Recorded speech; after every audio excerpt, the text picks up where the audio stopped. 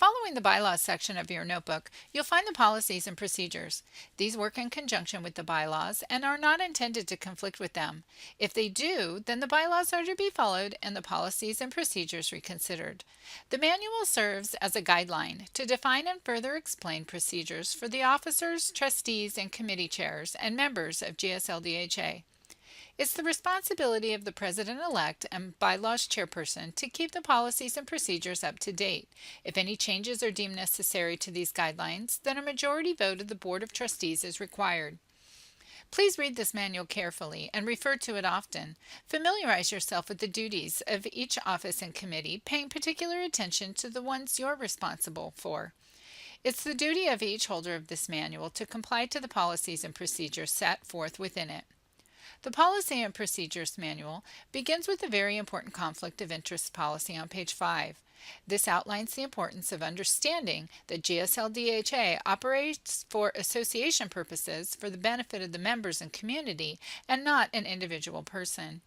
You're required to disclose any potential or actual conflicts of interest that may exist so that appropriate actions may be taken to ensure that bias is not incorporated into business affairs.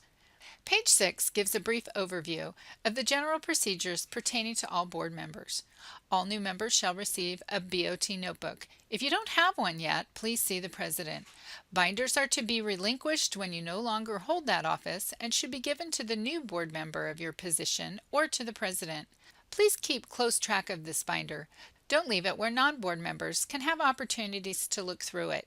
Though nothing in it is considered strictly confidential, they do have sensitive information such as addresses, phone numbers, correspondences, and financial information that we don't necessarily want made known to the general public. Don't take it to work or leave it out where just anyone can access it.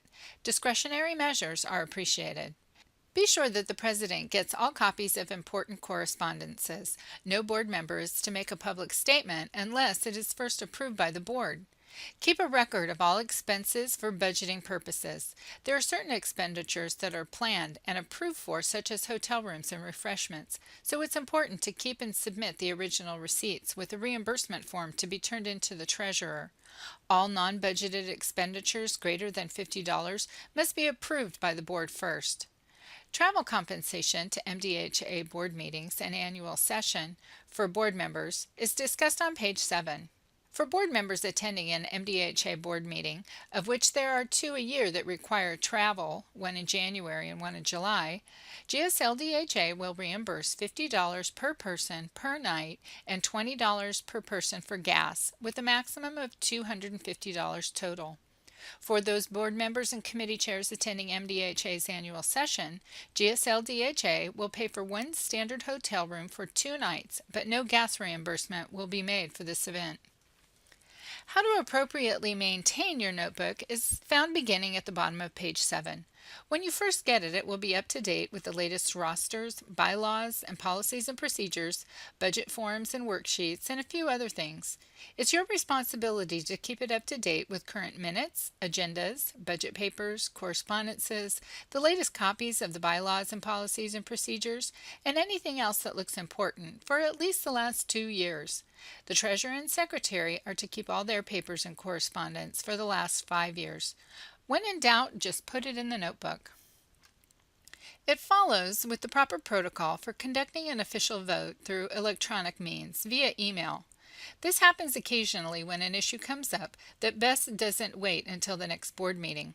When doing this, the same protocol is necessary in the way of making and seconding a motion, but it's more important to keep copies of the correspondence and give them to the secretary so that she can add them to the minutes.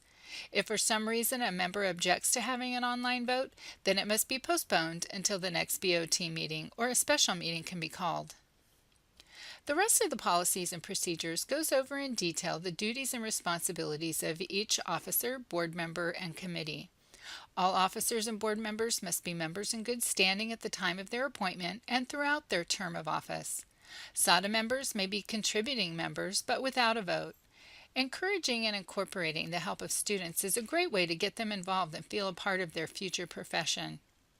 Terms of office begin in January. Officers, board members, and committee members have a term of 1 year, with the exception of the secretary and treasurer, who have a 2-year term. If the president is unable to fulfill their term of office for whatever reason, the president-elect shall serve in their stead. If there is no president-elect, then the vice president shall fill in for the remaining term. If there is no one serving as the president-elect, then the president will delegate those duties to other members until next annual election. If the vice president, secretary, or treasurer must step down early from their office or fails to maintain their membership, thus creating a vacancy, then the president shall, with the approval of the board, have the power to fill that vacancy until the next annual election, so long as they fulfill all the requirements of that position. On page 13 begins the detailed job descriptions for each board position and committee. Please find your positions and review carefully what your responsibilities are. If you have any questions, ask the previous person holding that position, another board member, or let's talk about it at a board meeting. If you find discrepancies in any of those lists, bring them to the attention of the bylaws chairperson for consideration and possible resolution. Our policies and procedures are a never-ending work in progress as we change with the times and make efforts to meet the needs of our members. For instance, we no longer publish a Profi Pipeline newsletter or do an email tree since we have incorporated constant contact. And the historian and Facebook, our new position started a few years ago, so those duties are still evolving. You might find the list of responsibilities for your designated positions more extensive than you expected. Don't panic, be discouraged, or run away. Instead, look it over and identify the foundational duties that make up the majority of that position. But then if there are any duties that have not been addressed for a while, choose one to begin to incorporate back into the regular business of the association. Think outside the box, be creative, utilize your strengths, and come up with ways to be more current and foster camaraderie. The position that you are assigned to is yours to make the most of as you see fit. As long as everything falls within the guidelines of the bylaws and policies and procedures, then let your imagination take off. So if you have an idea for social media or scholarship or a charity to support, then share it. Maybe you have creative ways to bring hygienists together socially, an idea for a fundraiser, a motivational strategy to promote membership, or a way to combat a legislative issue. By identifying the needs and concerns of today's dental hygienists, we can better evolve our association to meet those needs.